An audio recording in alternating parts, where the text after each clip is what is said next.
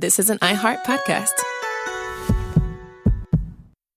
AI is rewriting the business playbook, with productivity boosts and faster decision-making coming to every industry. If you're not thinking about AI, you can bet your competition is. This is not where you want to drop the ball. But AI requires a lot of compute power. And with most cloud platforms, the cost for your AI workloads can spiral. That is, unless you're running on OCI, Oracle Cloud Infrastructure. This was the cloud built for AI, a blazing fast enterprise-grade platform for your infrastructure, database, apps, and all your AI workloads. OCI costs 50% less than other major hyperscalers for compute, 70% less for storage, and 80% less for networking. Thousands of businesses have already scored with OCI, including Vodafone, Thomson Reuters, and Suno AI. Now the ball's in your court. Right now, Oracle can cut your current cloud bill in half if you move to OCI. Minimum financial commitment and other terms apply. Offer ends March 31st. See if your company qualifies for this special offer at oracle.com/strategic. That's oracle.com/strategic. The NBC Nightly News. Legacy isn't handed down. Or NBC News. I'm Tom Brokaw. We hope to see you back here. I'm Lester Holt. It's carried forward. Tom Yamas is there for us. Firefighters are still working around the clock.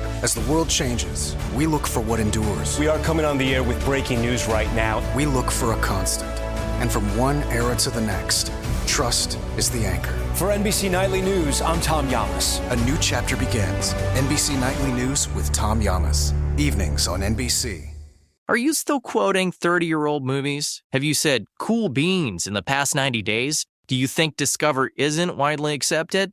If this sounds like you, you're stuck in the past. Discover is accepted at 99% of places that take credit cards nationwide. And every time you make a purchase with your card, you automatically earn cash back.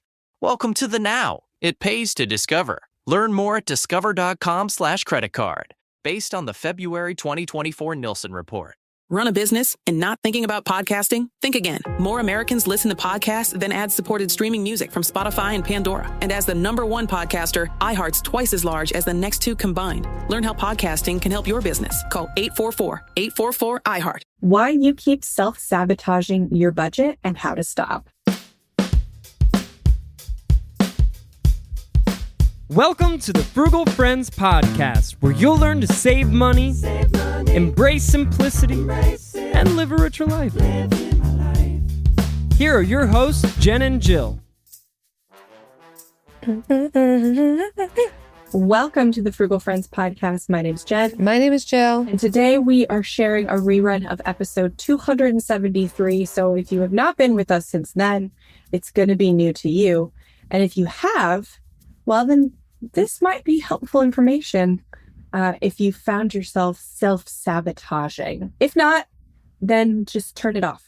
What we've learned is nobody scrolls back into the archive. Nope. Ours or others. So we're curating the episodes that you need to hear from 2+ years ago. So you don't ever have to scroll back more than 2 years.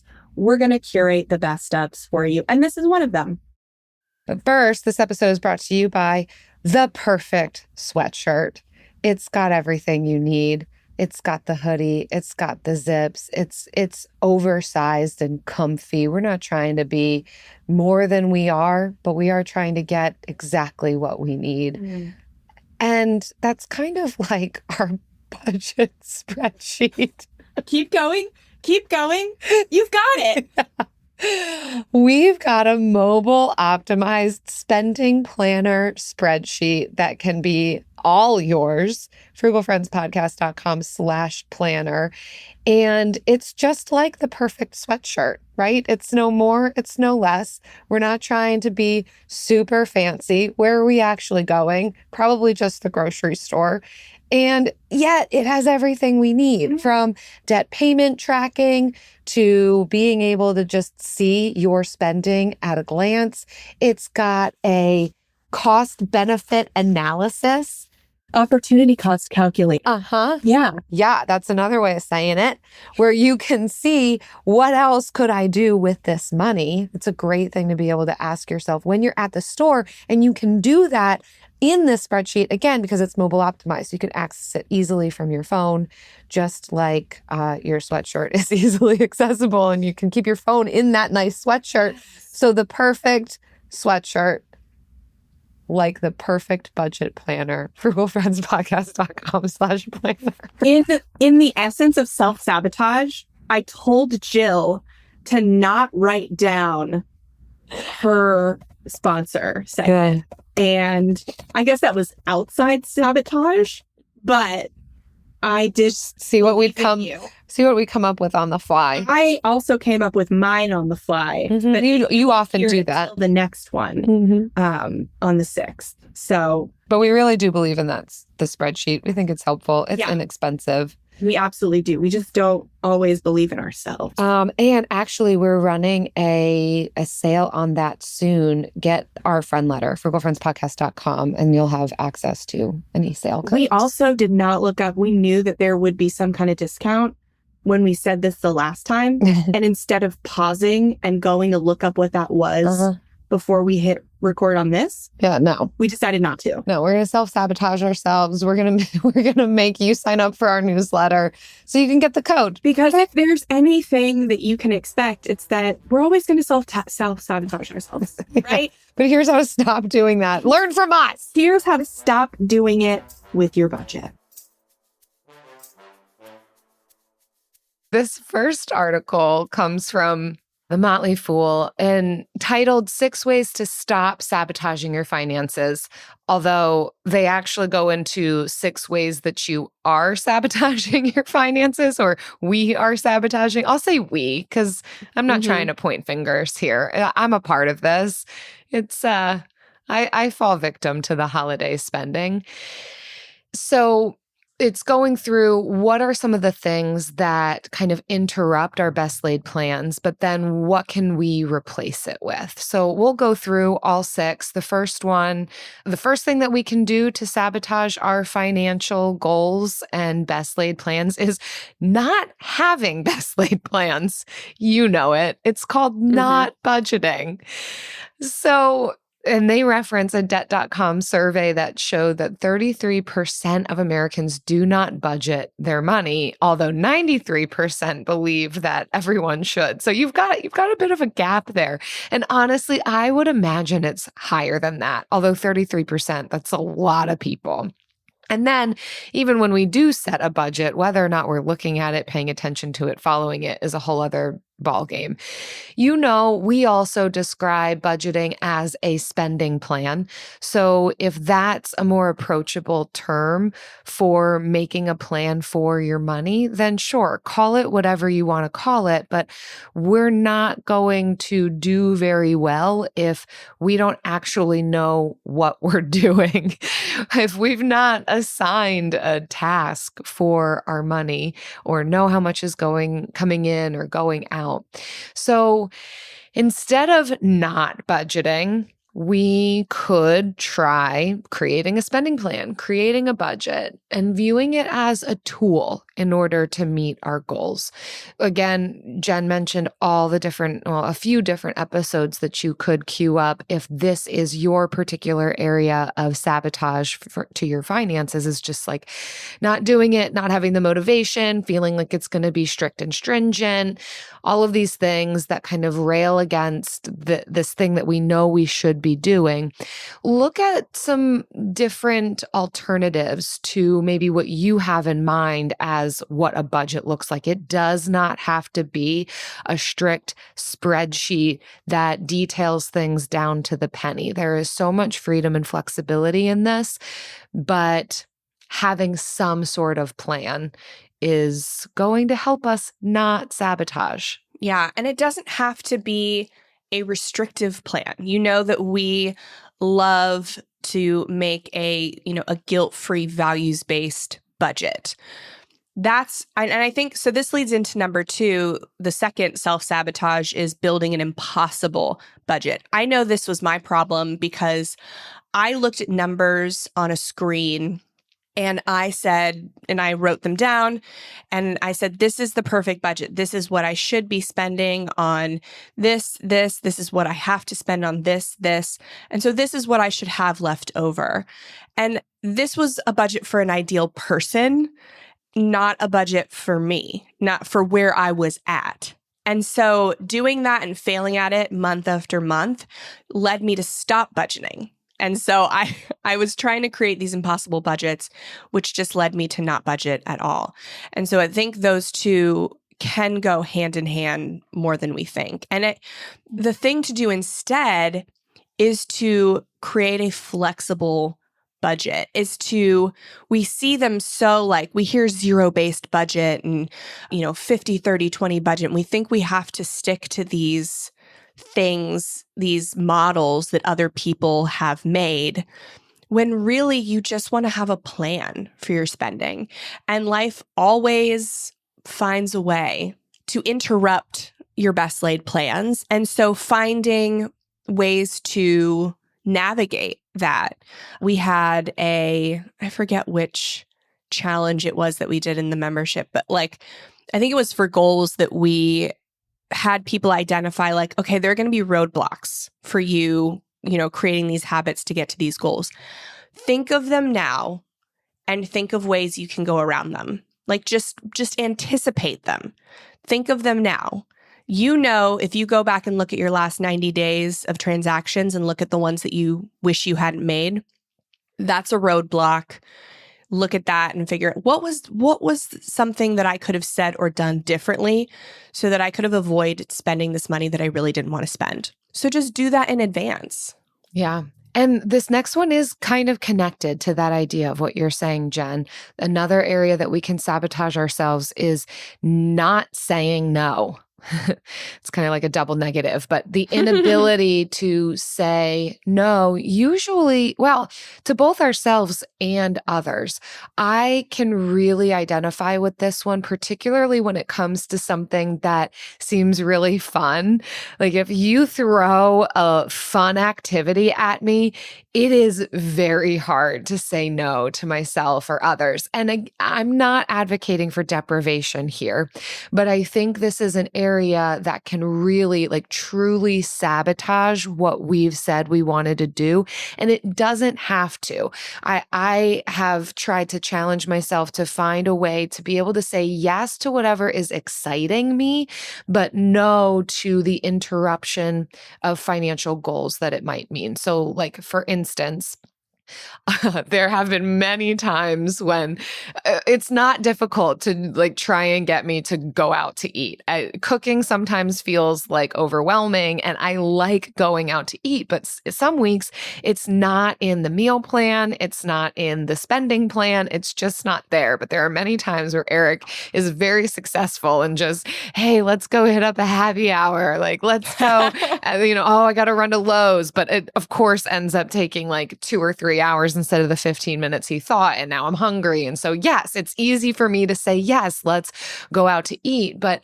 And I'm not saying that this happens perfectly every time. Sometimes I just do. I give in and I sabotage in some small ways the thing that I said that I wouldn't do.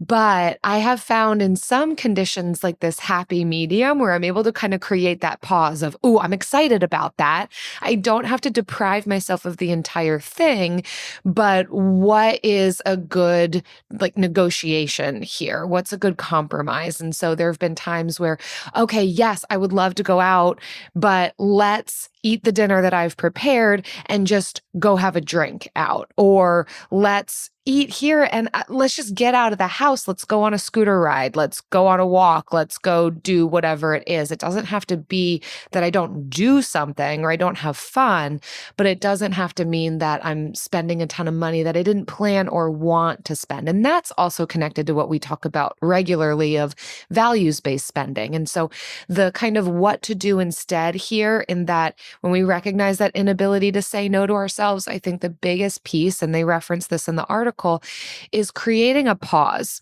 Just an opportunity to reflect and process. Doesn't have to be very long. We're not talking about getting our journal out and sitting with quiet music for an hour, but thinking, oh, okay, what's happening here? What is it that is causing me to want to spend this money? Is it aligned with my values? Is it actually something I need or want or has been on my radar or priority list for a while? Or is it not? Is it totally peripheral? I'm going to be really bummed in a week when I look back at this expenditure that this happened. And is there an alternative? Is there some way that I can engage in this while not maybe spending as much or spending at all and still get the thing that, like the fun piece, the connection with others, you name it? Yeah, absolutely. It's this hard balance between saying no and not depriving yourself, right? Like, we love no spend challenges, which at their core really seem to be depriving, because we're saying, actually don't spend money on anything, whether you value it or not, just for a month. But it's in order to get clarity on really the priorities of what you value. If you have an income where you can afford everything you value, that is fantastic. That is the goal, is to create that. But not all of us are there yet. And so on the way there, while you are achieving other financial goals, there are always going to be some values and things you love that lose out to higher value things and higher value goals. And I think that's where we say we want to say yes as much as possible, as long as it's within the parameters of that plan. Yeah. Yeah. I mean, we have to prioritize that. What else in life can we say yes to every single thing and it actually go well or be beneficial? So there will have to be, even in the midst of identifying our values, prioritizing what am I going to tackle first? What's going to take precedent here? Yeah. And even in the cases where you can afford everything, eventually everything then becomes less meaningful. I know I was going to say meaningless, but like less meaningful. When you are forced to choose, the thing that you choose automatically becomes more special. And so that's not like a way that we kind of want to like live our lives, but it can be some solace to know that when you choose everything, like when you're in that spending mode where you're just spending on everything, then nothing is really meaningful. But when you're making these intentional choices, the things you say yes to are more special. Maybe that's somehow encouraging. Probably not in the moment, but just sit with it. We'll see. Number 4 is caring what other people think. This is, I feel personally like I could have written this, because one of the things that kept me spending was not so much caring what people think, but just caring about being there. FOMO, honestly, it was like fear of missing out. It wasn't even necessarily what they thought of me, but it did depend. I mean, it was kind of, I didn't want other people having fun experiences and then hear about it later. So it was still like other people oriented. So it can be, I think this can go to either way. And it's why finding your values, and maybe we should have switched up this week and next week or next episode. The next one's about values. Whoops. But it's really important to go on the difficult journey of figuring out who you are and what you want and what you value, so that you can know, is this what I want, or am I being influenced by somebody else? Or am I like kind of quasi trying to impress this person or have the same experience as them, make sure they don't experience something fun that I didn't, so that you can get to the point where you stop caring earlier in life. I'm there. I hit that. I'm a little concerned for what the rest of life is going to look like, because I don't think you're supposed to like truly stop caring until you're like in your 60s, but it's happened in my 30s. So stay tuned. There's always more room to care less. That's true. I believe that. Okay. I truly believe that. Yeah. And there's a reason that there's a term for this type of scenario of keeping up with the Joneses. But the reality is that it always will fall flat. If that's the aim, it will never be achieved. Or when that target is hit, if that's the target, it will quickly shift to a new target. And there is very little actual personal fulfillment in that. Again, we all can fall into this or sabotage ourselves in this way and want things that other people have or want to be perceived in a certain way. But I think challenging ourselves to have a deeper aim in the way that we live our life, which connects to how we spend our money, is ultimately what's going to be most fulfilling. We need to have deeper, more anchored aims than just what is the person next to me doing. Mm-hmm. Yeah. So the next one in the way that we can sabotage ourselves is by making spending easy.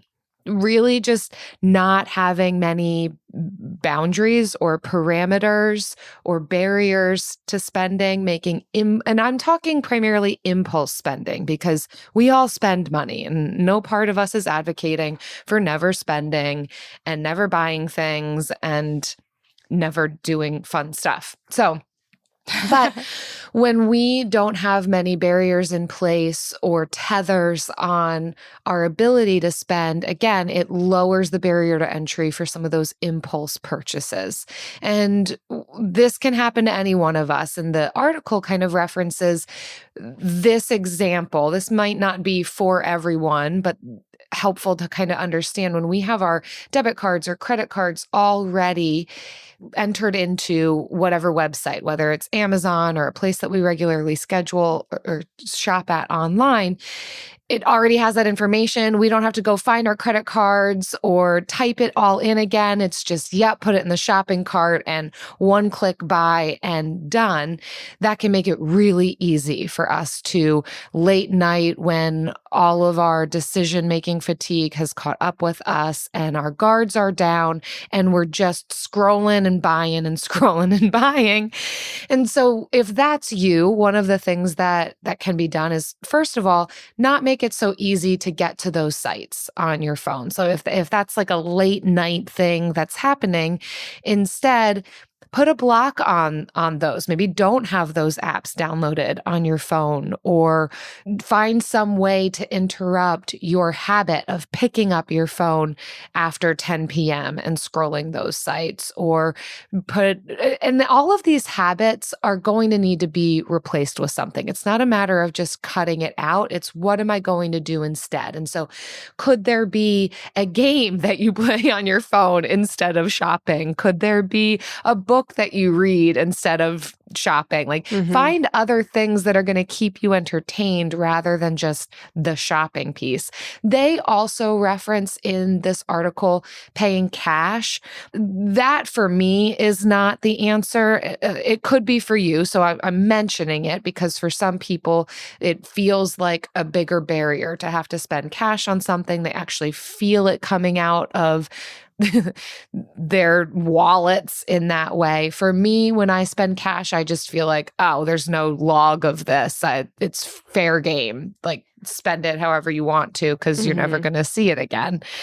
So whatever it is for you, identifying how have you potentially made spending easy and in what ways can you create barriers? I know we've talked about, even with emails, the Unroll Me site that you can sign up for, and it kind of compiles all of the different email lists that you're on. And so you're not consistently being bombarded with all these ads and marketing techniques that sometimes you might impulse spend on.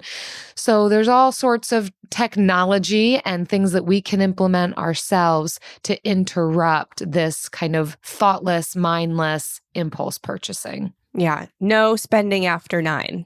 Just try that rule. Try that rule on for size. Once 9 p.m. hits, we're not buying anything. And then the last one on this list that we will just go through briefly, because why do we really have to reiterate this, is your self-sabotage, number 6, failing to imagine the future. Because you will, on average, live till 80-something.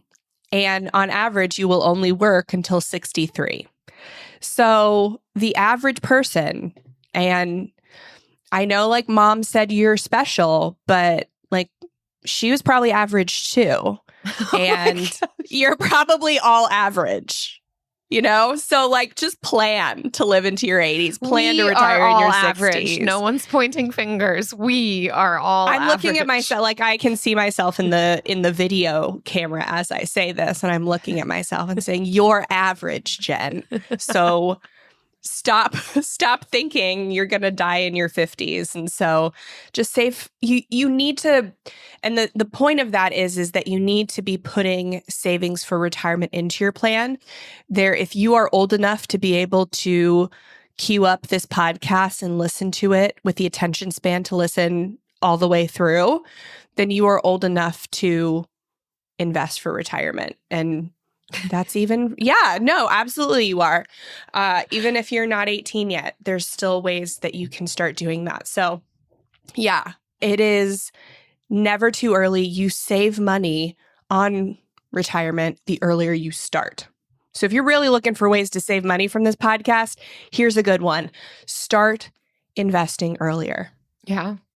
This message is brought to you by Apple Card. Whoa, I just found out you can earn up to 3% daily cash back on everyday purchases made with Apple Card. Yeah, you can earn unlimited daily cash back with Apple Card on every purchase. No matter where you check out with Apple Pay, you always get daily cash. The possibilities are endless. What's better is that daily cash can automatically grow when you open a high-yield savings account through Apple Card. That's like endless, plus one. Visit apple.co/card calculator today and discover just how much daily cash you can earn. Subject to credit approval, savings available to Apple Card owners subject to eligibility. Savings in Apple Card by Goldman Sachs Bank USA, member FDIC. Terms and more at applecard.com.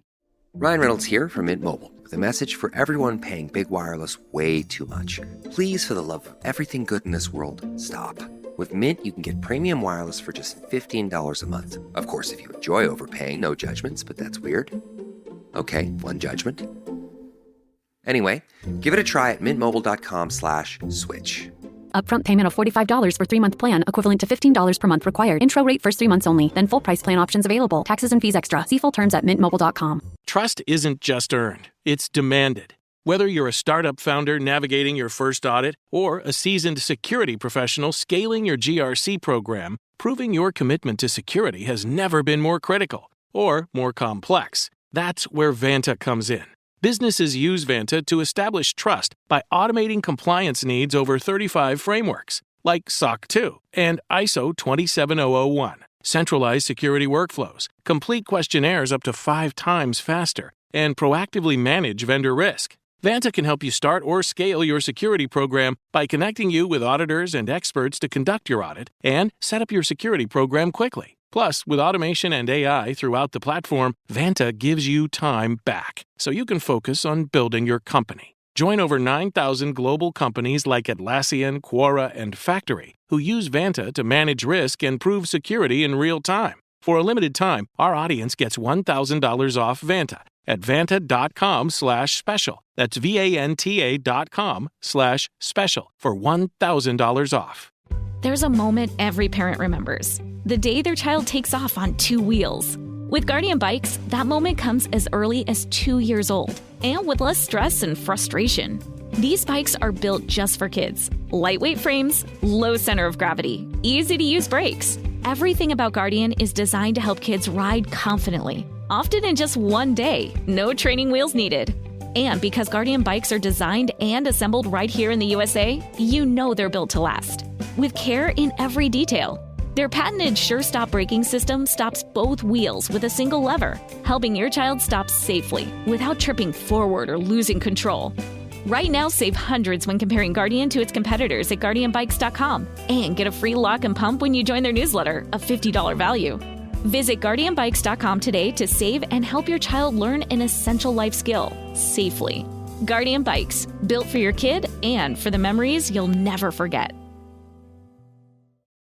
And now for the next article. So our next one is from Well and Good, and it's 5 sneaky ways your mind sabotages your spending. And these are really short, so we'll go through them quickly because it's more of a less like actionable steps and more of like, here's some places to give yourself grace, or here's some places you might want to dig into.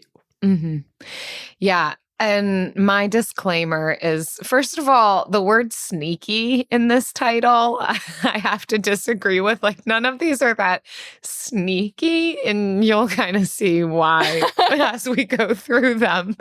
But also, the purpose of, our intention in talking about this article is to continue to challenge us towards curiosity about self, which can lead to greater understanding of self, which can lead to creating systems, habits, mindsets around the things that we know to be true about who we are, and create an individualized plan that is aimed at well-being and freedom and helps us in our finances. So a lot of this article, at least when I read it, can come across as just like, oh, and here's a problem, and here's a problem, and here's a problem.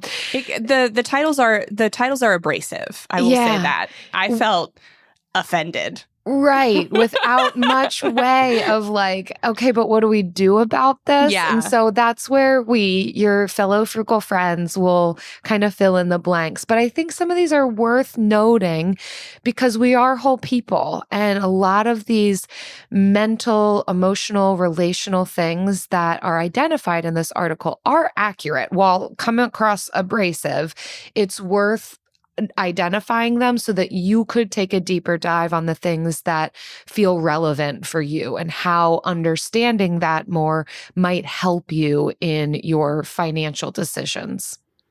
Yeah. So I'm not even going to read the ones that the titles that they wrote. I'm just going to read the ones that Jill rewrote. So number 1 is your attachment style impacts your relationship with money. And I was unfamiliar with attachment styles, but apparently they are how you relate to others. So secure, avoidant, anxious, disorganized. If you recognize one of those or multiples in your relationship with others, those have a direct effect on how you relate to money. So this doctor says each attachment style may respond from that desire to avoid discomfort. And I feel like a lot, even if you don't have what this article calls an insecure attachment style, that's offensive. I'm very secure. I'm very secure in my negative attachment styles. Thank you. I really, some of our spending is to avoid discomfort, I think. And so I found that like very eye-opening that if you can identify something in your relationships, then it's very likely that it's going to have some impact in your money. So to fill in the blanks a little bit more, attachment styles, it is research done by psychiatrist and psychoanalyst John Bowlby, who identified various attachment styles in children to their parents or caregivers. So the 4 different attachment styles that you listed, anxious, avoidant, disorganized, secure, those are the 4 attachment styles identified by Bowlby that happens and occurs as children. And it is particularly related to the way that we've attached to our parent or caregiver. And it has to do with how they responded to us in childhood and what that instilled in us and our understanding of relationships. And so these different attachment styles then, most research points to the fact that you're really not going to change an attachment style. Whatever was instilled in you as a child is the attachment style that you're living with. That, again, I don't want to not have room for hope here, or that we can't learn more about ourselves or operate aimed at health within those attachment styles. But whatever is instilled in us as far as attachment to our parent or caregiver can then bear weight and impact on our relationships and behaviors into adulthood. So this isn't like, I don't want to say, zero focus in on attachment style and make all of your financial decisions around that or any other aspect of life. But if this sounds curious to you of, I wonder what my attachment style is, what was learned for me in response to my parent or caregiver, and how does that impact my relationships? Certainly, this is the curiosity with self, the understanding of ourselves, that will help us in the way that we relate. And of course, it bears impact on our behaviors. The article doesn't go into much depth about what that's going to mean. And I would say understanding our attachment style will first and foremost help us in relationships and our relationship with ourselves. But then peripheral impact can be our relationship with money and the decisions and behaviors that occur in us as a result of that. So just a quick side note on attachment styles. Thank you for giving that explanation, because that's super fascinating. I had You're never welcome. heard of this before. My clinical licensure is surfacing here in this. I know. That's why we pay you the big bucks, is because you got those letters. Okay. Number 2, this one is so true. We've talked about this a lot, is our emotions. And that includes being dysregulated can impact our money decisions. I don't love how the article only focuses on dysregulated emotions. I think we move in and out of being regulated and dysregulated, and both can bear weight and do bear weight on the money decisions that we make. We don't only make poor money decisions when we're dysregulated. We can also make poor money decisions when we're regulated. But recognizing what happens for us when we are in either state, whether feeling really kind of lacking control in our emotions, or feeling really down or sad, or feeling really elated and happy and on top of the world.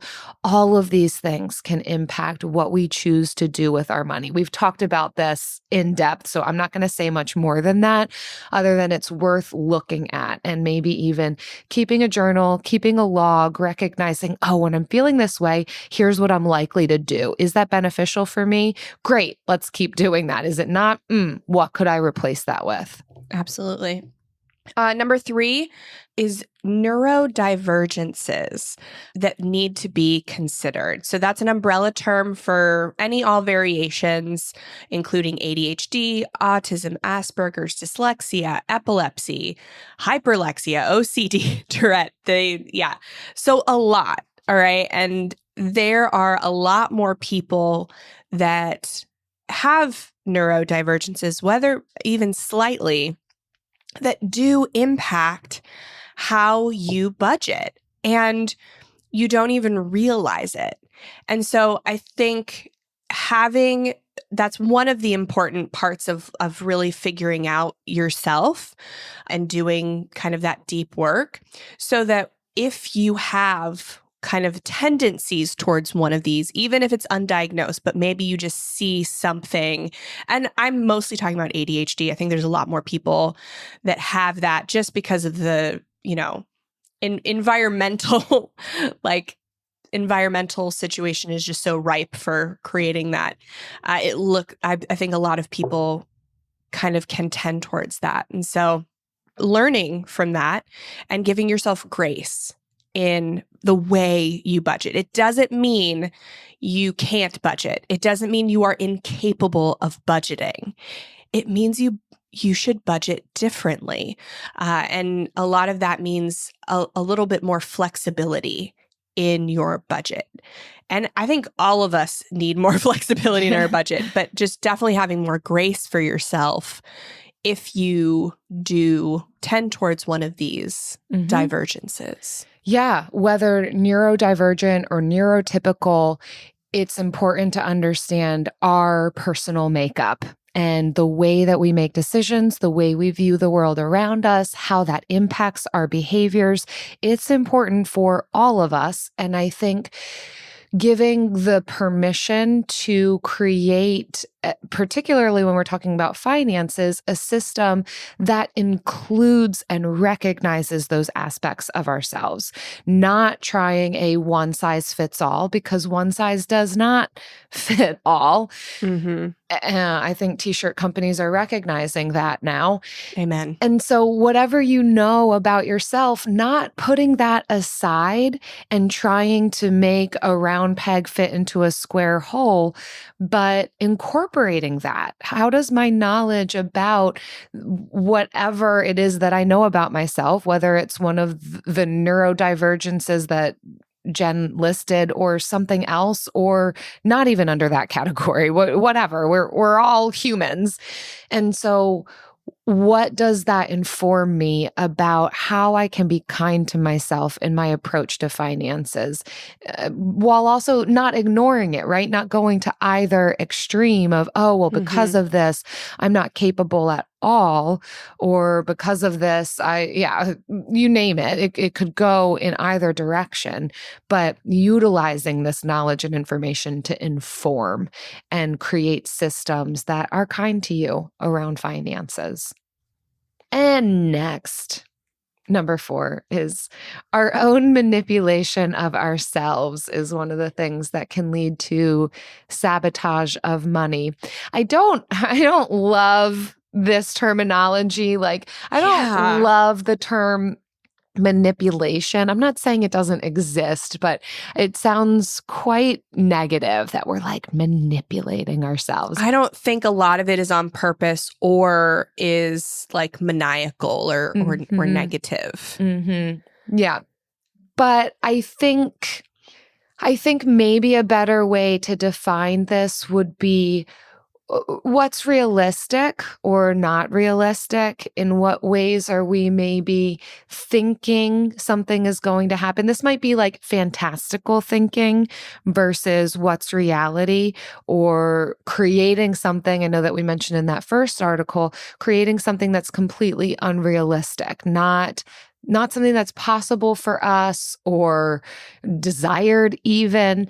This can be, they give some examples of like, oh, I'll do that later, or I'll totally budget when XYZ happens. And I don't think that's manipulation. That might be just like thinking something's going to be true that isn't true, maybe having a fantastical view of ourselves and what we're going to do or what we're capable of, and not actually looking at, well, what are my patterns of behaviors and what could I reasonably expect to get done in the next week? Or is it true that tomorrow I'll do the budget? Or is it better that I'll do it right now, carve out space as I'm thinking about it? So just kind of, I guess that there's a possibility that we kind of like trick ourselves, but I think it's just a matter of looking at what's reasonable, what's realistic, and not continuing to find ourselves in this cycle of telling ourselves something's going to happen when it's not going to happen. And maybe even we know full well it's not going to happen. So just taking a little bit more of a realistic approach with ourselves. Yeah, it's like selective rationalization. It's you're saying I'm going to do this tomorrow. I'll just fall asleep tonight. I'll track today's and tomorrow's transactions tomorrow. That's what it sounds like. But I think when it comes to the first sentence was like, it's important to be aware when someone else is attempting to manipulate you. And I know this is talking about self, but I think a lot of our manipulation is like super well-intentioned. Honestly, most manipulation is like just the people around us wanting what they think is best for us. And we can take some of that on and internalize it and kind of create that in ourselves and want what other people think is best for us, when really we should be doing a little more realistic rationalization on, okay, what is best for me?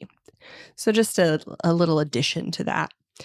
And then the last one is you're still embracing learned behaviors that no longer serve you. This was the only one that I thought was not abrasive. So this kind of, I guess ties a little bit into the attachment styles, but is focused on things that you can change. So they're saying our upbringing around finances and money greatly affects our spending habits in the future. For example, if you were raised by people who had insecure attachment styles, you likely picked up on their spending habits. For me, it was my mom always every weekend we went to the mall. Like shopping was a hobby. It was an activity. And so that was the way we bonded. And if we wanted to bond, we went to the mall. And that when I became an adult, and I think about this every Black Friday too, because my favorite part of Thanksgiving was not the meal. It was planning the Black Friday shopping route and sale acquisition of sale items. That was the best part for me. And nobody is surprised if you know me. And that habit, that behavior no longer serves me in adulthood. And it was a kind of a little difficult to let go of. It took my job actually requiring me to work every Black Friday for 5 years. That broke me of it. So thank you, Greg. Thank you, Greg. So yeah, like there are these things, and you can accept that, like when I was younger, Black Friday, strategic shopping was very fun and it served me in that way. And it no longer serves me today. And so I can be happy about what I did and when I did it and still change and create different behaviors today without feeling guilty about the past and without losing anything in the present or future. Yeah. I mean, just recognizing cycles and patterns of behavior and where to interrupt them. Sometimes it can help us to even draw it out, like literally draw out a circle and identify like, where does it start? What happens next? What happens next? What happens next? What's the end? How does it then get back into the cycle again? And then once we have that written out around the circle, identifying where can this be interrupted? At what point do I want to interrupt it? And with what can I interrupt it? And just begin practicing changing and shifting some of those learned behaviors. Yeah. You know how I love to interrupt you when you are just on this like rampage of wisdom?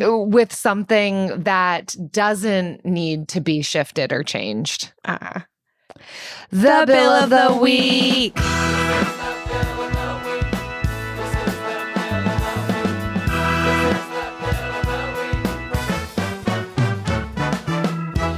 Right.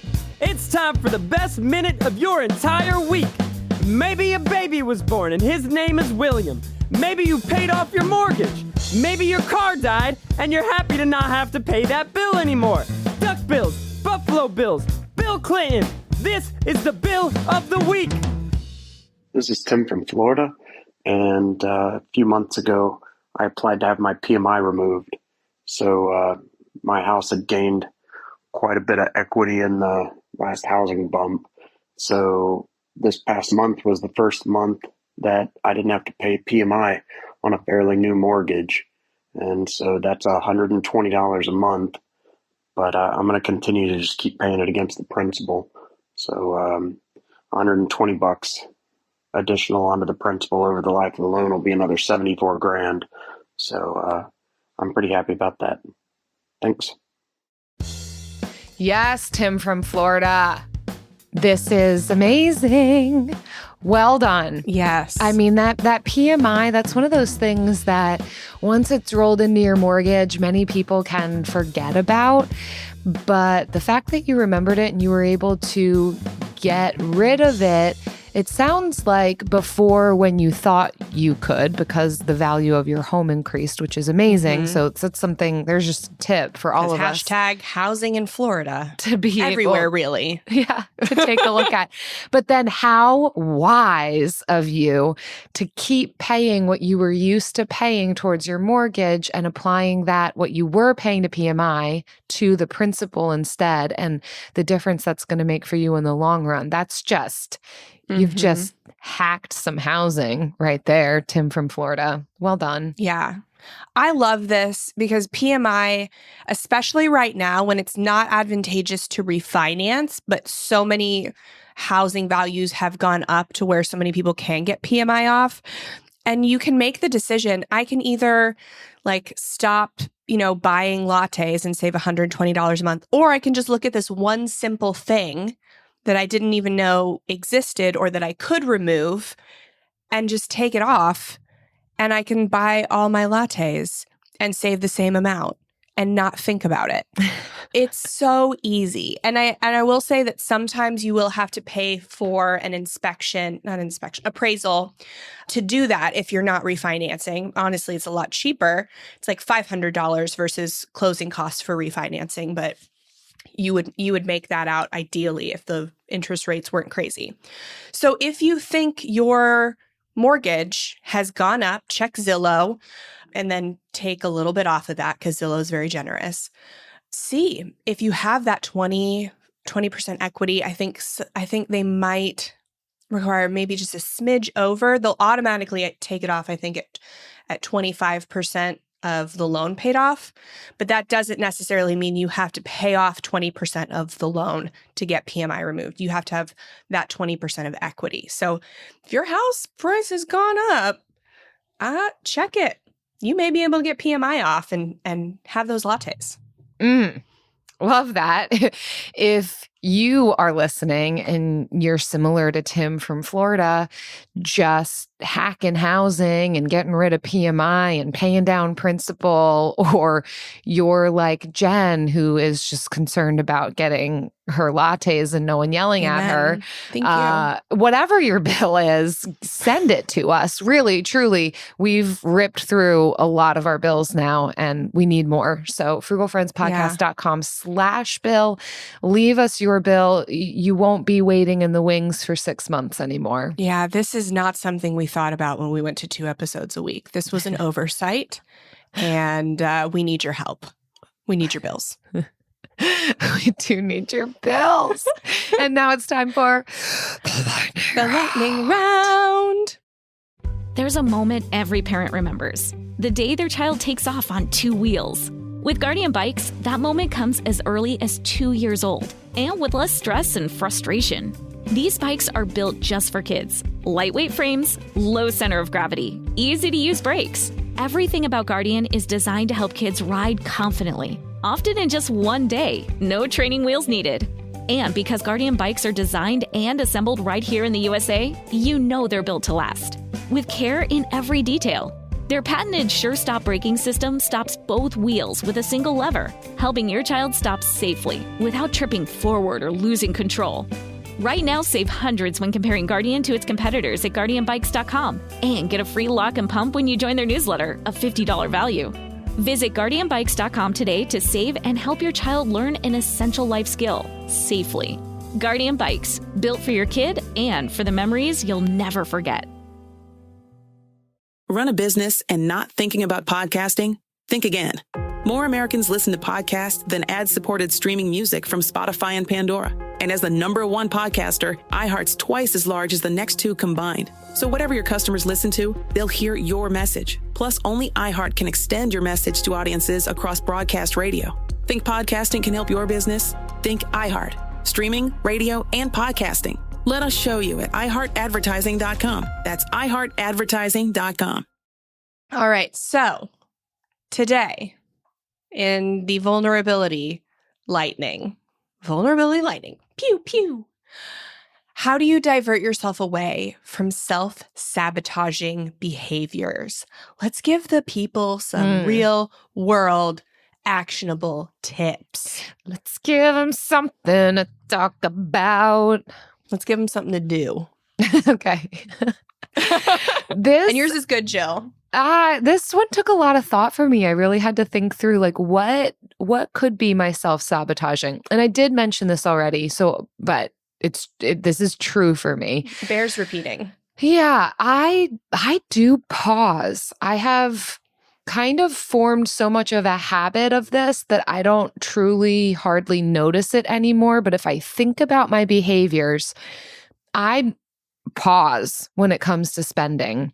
Whether I'm at home and shopping online or out in a store, I do regularly check in with myself to determine how I'm feeling about making the purchases, whether I feel like it's a good decision, if it's actually something that is on the list or is truly going to solve a problem, or if it's in the spending plan. And that pause, many times that check-in is, yep, good to go. Keep moving forward. But there are plenty of times too where that pause makes me realize, yeah, I'm feeling uneasy about this. I'm feeling kind of uncertain about springing for this item that wasn't on the list. It kind of just caught my eye. I don't actually think I'm going to be like thrilled that I bought this when I get home or when it arrives at my doorstep. And okay, let's take it out of the cart. That can still create more pauses of now, how am I feeling now that it's not in my cart anymore? But this, I think, has been something, and I can't totally say when this fully solidified for me as a habit, but now that it's kind of just become part of my regular practices, I think it's a huge thing that has helped me in my finances. Maybe in our after show, I'll talk about how that can swing the other way. I realized this. I wanted to talk with you about it. Okay, I can't wait to hear. For me, I think, so I have two things. So the first is now that we're doing more home renovations, we're buying a lot more on Amazon. So before, like, the way I diverted myself was I just like didn't go. Like I didn't have the app. I just stayed off and I would play solitaire or something instead. But now I kind of have to be there. And so I have been kind of doing that, not a 30-day rule, but like putting things in my cart and just leaving them there for like a very long time to make sure that I still want them, to make sure I can't find them secondhand or for free on the Buy Nothing group. So that has been kind of my first one. And then the second, I think my most destructive spending behavior is definitely like fast food. It's just been a habit since I became a mom, honestly, that I have picked up. Like I never did fast food before I had a child. And I was a vegetarian, so it was just like not the only place I could really go was Taco Bell. And that's not fast food. That's fast Mexican. So it doesn't count. and so this is actually like my biggest struggle right now is actually this one. And it's the one that I'm really having trouble overcoming. So I am buying more snacks, like snack bars, because especially in pregnancy, like hunger will just come over me, but the will to make food does not come over me at the same time. Yeah. And so having like Kind bars or RX bars or like bars has been something that has been helpful for me. And I'll keep dried fruit in my glove compartment because that can stay in my hot car and not get gross. So yeah, that has been those tactics. Nice. So, yeah. Yeah. And here's the thing too, at least for you, Jen, for right now, again, I think life is lived in seasons, and I think recognizing what that means for you right now and giving some space for it, maybe even starting to put it into the budget for now, because not only are you a mom of a toddler, but you're pregnant. So I don't anticipate that what you're describing is going to last super long, but you're extra tired and you have extra demands on you and your body that okay, so like what if more convenience foods are necessary for the next 3 months? What could that mean for me? And how could I make decisions that feel like more healthy for me, but still allows room for convenience? Like I still think that there's space for this. Like we're not static, you know? Right. And the bars are kind of my like compromise to be like, I really shouldn't be, going to McDonald's and Chick-fil-A as frequently as I am. I want to have more like nutritious foods, but I also don't expect myself to meal prep like I once did in my heyday. So you did have a heyday. Oh, girl. Yes, I did. And that day is over. The golden years. The sun has set on that day. The sun might rise again when all of your children are like able to wipe themselves. Oh gosh. Wow. What a dream. You put hope in my heart. Oh, I'm so glad. I hope we put hope in all of your hearts today, and just at least motivation for curiosity about yourself and how the makeup of who you are impacts your spending and ways in which you can tailor your spending and your money decisions around that. Well, we are done for the most part with our renovations. And I'm not buying as much on Amazon anymore. So I think I have gotten a lot better at this. But I got a dog. And I don't know a lot about dogs. So I do have to stop myself from buying things that ads say will be good for your dog or that your dog needs. Because also all dogs are different. So even somebody like tells me like, this is really good for my dog, might not be good for my dog. So that is, I'm having to like give myself like pause. Yeah. On that. That's tough. That and marketing towards parents, I think, just preys upon people because it's what you really care about. There are real problems you're trying to solve for. Some of them problems that don't actually have a solution, but they're going to try and make you think that their product does, and doesn't matter to them whether or not it actually works. You've already bought the thing. Oh, yeah. We got to be so careful. Yeah. I mean, for me, I still do those check-ins. I'm not a super spendy person. And I really like to think before I make my purchases. I love having that list in my phone of the things that I'm on the hunt for. And you just updated that list with your new style. I did, yeah. Whatever it's called. You got your style done. Yes. I have a friend, Brenna, shout out to her, who helps people create their own style theory and figure out what clothing works best for their body type, their personality. And it felt like doing our colors 2.0, where, okay, now I know what colors are going to work on me. And now I also know what cuts, fabrics, lines, shapes are going to work best on me. And it is making shopping so much easier. And now I can know when I buy this thing, it's going to be a staple. I want it to be long lasting, so I can spend the money on, a more ethical or sustainable brand for those things. Yeah. I'm still on the hunt for a summer dress and a skirt that can be like versatile. But she comes into the office this morning like a looker. Like, where are you going? Just right here, just to podcast. I thought that we were making video for YouTube today. We're not. We're just on the mic.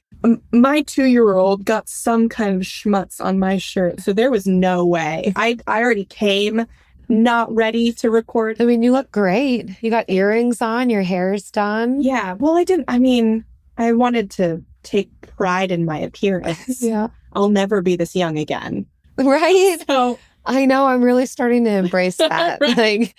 Like when I'm in my 70s, I'm going to look back and think I was so young. Yeah. So I need to live like that. Right.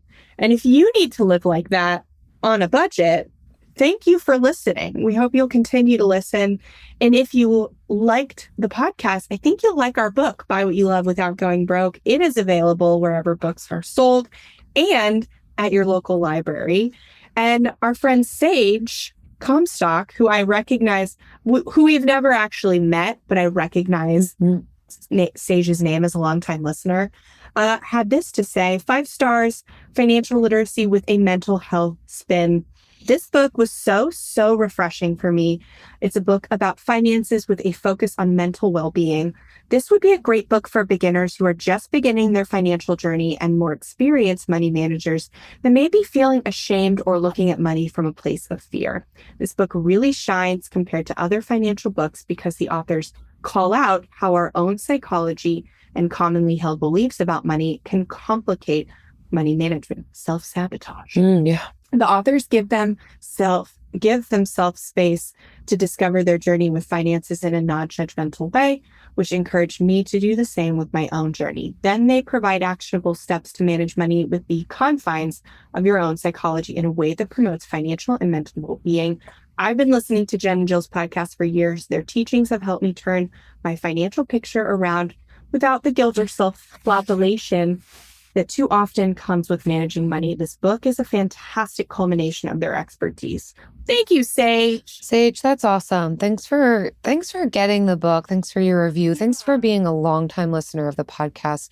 We love our longtime listeners and new listeners. I think the community just keeps growing. So if that's you, if you've been either one, if you're a new listener or a longtime listener and you've never left a rating or review of this show, please do that. If you have the book and you've not left a rating or review of the book, please do that. It really, really helps us, and it's free. It's a free activity that you can do to help us for free. So thanks for listening. We'll see you next time. Yeah. Frugal Friends is produced by Eric Siriani.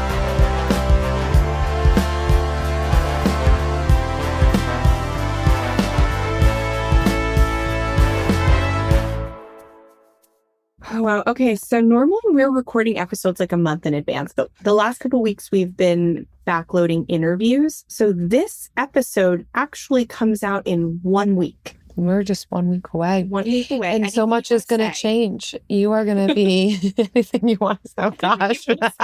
Get it out now. Won't be any more chances.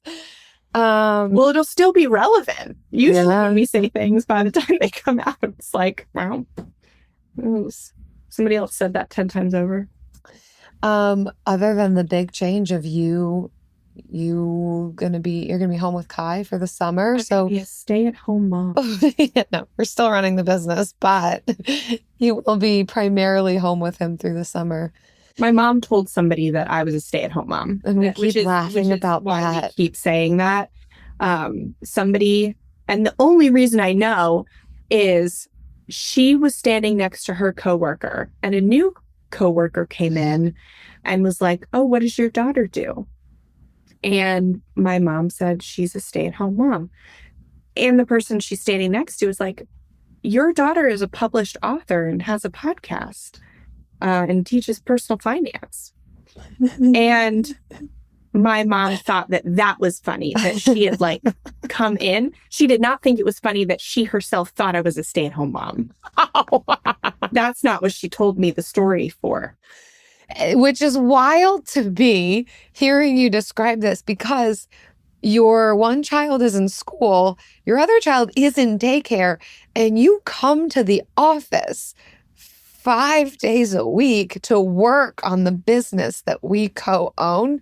So like there's nothing about your situation that is stay-at-home mom. But what also I realized after you told me this story last week, I had a realization while I was combing my hair the other day, thinking about this and just like, haha, how funny. And then I paused and thought, what does that mean about me? Like, I don't have kids. We do the same thing. And I don't even have kids. Like, what would your mom say about what I do? And she told me that today, and I'm about to go ask. I am about. Well, Jill runs the business. And you stay at home. Yeah. Jill's a business owner. Jill's a stay-at-home wife, you know? Which is what we all aspire to be. Yeah, right. That sounds real good for the summer, if I'm going to be honest. You know what, though? Like, if we could just drop off the other role, though. I mean, like, I still want to be married, but, like, just to stay at home. I'm a stay at home. I don't want the title to, like, reference any kind of responsibility. I just want to be at home doing what I do. Yeah. Oh, wow. We can dream, you know. Summer. If you wish upon a star. This is an iHeart podcast.